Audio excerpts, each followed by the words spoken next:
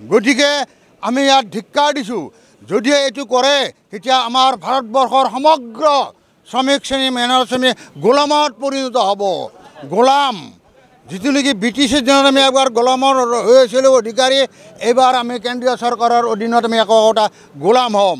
আজিতো মে' দিৱস, শ্ৰমিক দিৱস বুলি সকলোৱে জানেই। আপোনালোকে কি উদ্দেশ্য আগত ৰাখি এই দিৱসটো আজি ইয়াত উদযাপন কৰা হৈছে?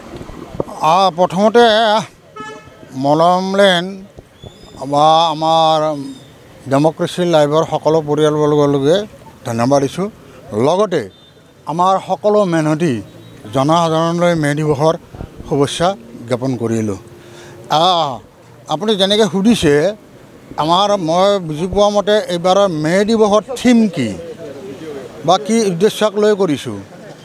আমাৰ থিমটো হ'ল যে এইবাৰৰ থিম ভাৰতবৰ্ষত পৃথিৱীৰ গোটেই আমাৰ শ্ৰমিক শ্ৰেণীয়ে আজি এই ৰক্তাক্ত পতাকা উঠাই আন্তৰ্জাতিক মে' দিৱসটো পালন কৰিব।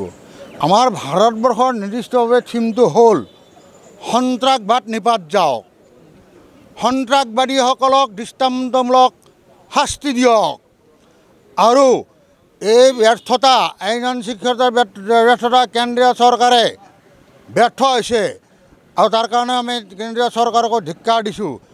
আৰু যিবিলাক তাত শ্বহীদ হ'ল বা যিবিলাক আমাৰ তাত সন্ত্ৰাসবাদীয়ে হত্যা কৰিলে তেওঁলোকক যথোপযুক্ত কম্পেনচেশ্যন দিব লাগে।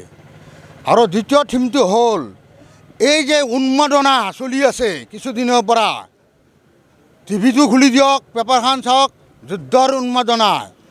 আমি ধিক্কাৰ দিছোঁ, দৃষ্টান্ত শাস্তি দিয়ক, সকলো কৰক, কিন্তু এই যে যুদ্ধৰ উন্মাদনাই আমাৰ দুটা আমাৰ ইয়াত ক্ষতি কৰিব। এটা হ'ল আমাৰ মাজত যেন কোনো দুষ্ট চক্ৰই যে আমাৰ মাজত সাধাৰণ শ্ৰমজীৱী মানুহৰ মাজত আমাৰ সাম্প্ৰদায়িক সংঘৰ্ষ আমাৰ মানুহৰ মাজত লগাব নোৱাৰিম, তাৰ কাৰণে আমি সাৱধান হ'ব লাগিব। দ্বিতীয়তে এই সুযোগটো লৈ আজি কেন্দ্ৰীয় চৰকাৰে, ৰাজ্য চৰকাৰে আমাৰ শ্ৰমিক শ্ৰেণীৰ ওচৰত বুলডেজাৰ উঠাই দিব গৈ আছে।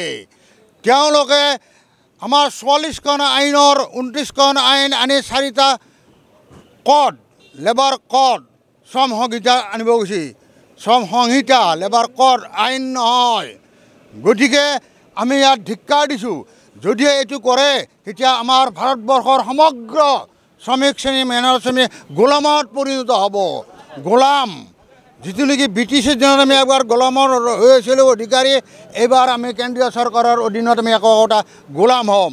অথচ আমাৰ ইমান ভাল ভাল আইন আছিল ব্ৰিটিছৰ দিনতে, তেওঁলোকে উঠাই এতিয়া আমাৰ পাখিকটা চৰাই কৰিব গৈছে। চৰাইটো থাকিব, উৰিব নোৱাৰিব।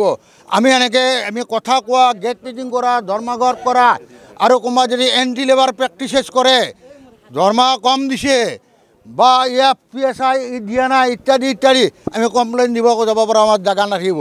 এতিয়া আমি PF commissioner, labour commissioner, factory inspector ইত্যাদি ইত্যাদি আমাৰ সংগঠন আছিল। ইণ্ডাষ্ট্ৰিয়েল ডিছপুট আইন 1947ৰ অধীনত আমি য'তে ত'তে কমপ্লেইন কৰিব পাৰোঁ, আৰু তেওঁলোকক প্ৰিন্সিপাল এমপ্লয়াৰকে হওক বা এমপ্লয়াৰকে হওক দৃষ্টান্তমূলক তেওঁলোকে শাস্তি দিয়াৰ বিধি আছে, কিন্তু তেওঁলোকে এইবিলাক উঠাই দিব গৈছে। ট্ৰেড ইউনিয়ন কৰা অধিকাৰ উঠি যাব। ট্ৰেড ইউনিয়ন যিটো আমাৰ ৰাইট আছে, ধৰ্মঘট কৰা, প্ৰতিবাদ কৰা, আমাৰ উঠি যাব। গতিকে আমাৰ অহা 20 মে'ত ভাৰতবৰ্ষত 11টা কেন্দ্ৰীয় ট্ৰেড ইউনিয়ন, ফেডাৰেশ্যন, সংযুক্ত কিষাণ মৰ্চাই সাধাৰণ ধৰ্মঘট আহ্বান কৰিছে 20 মে'ত। ইও এটা সংকল্প আজিৰ মে' দিৱসৰ। আমি সকলো স্তৰতে আমি এই বন্ধ আমি পালন কৰিব লাগিব। তাৰপিছতো আৰু তেওঁলোকে ধাৰাবাহিক শ্ৰমিক বিৰোধী আইন প্ৰচলন কৰি আছে। আমাৰ ESI যিটো আছিল চিলিং, আগৰ 21,000ৰ পৰা তেওঁলোকে বৃদ্ধি কৰা নাই। আমাৰ দাবী আছিল 50,000লৈকে। তেতিয়া সকলো স্তৰৰ মানুহে ESI পালে। অথচ ESIৰ টকাটো আমাৰ ৱৰ্কাৰ আৰু প্ৰিন্সিপাল এমপ্লয়াৰ দিয়ে, ইয়াততো চৰকাৰৰ বনি, কিন্তু চিলিংটো তেওঁলোকে নাবাঢ়ে।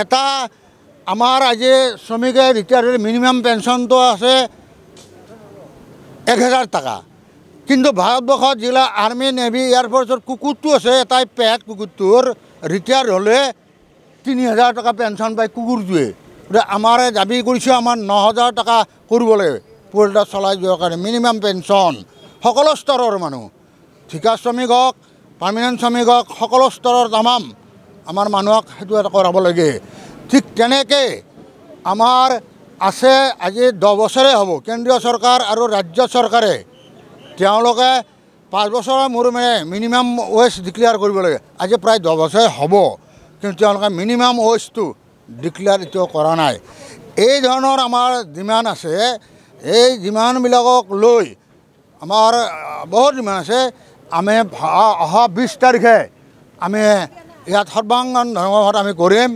আমাৰ লগত এতিয়া পাৰ্মানেণ্ট ৱৰ্কাৰবিলাকো আহিছে পাৰ্মানেণ্ট ৱৰ্কাৰবিলাকক ষ্ট্ৰাইক নটিচ ইতিমধ্যে দিয়ে দিলে আমি 2 তাৰিখে দিম গতিকে আমি এক হৈ এই সংকল্প এবাৰ আমাৰ মে দিৱসৰ এই আমাৰ সংকল্প আগত লৈ আমি আগবাঢ়ি গুচি যাম ধন্যবাদ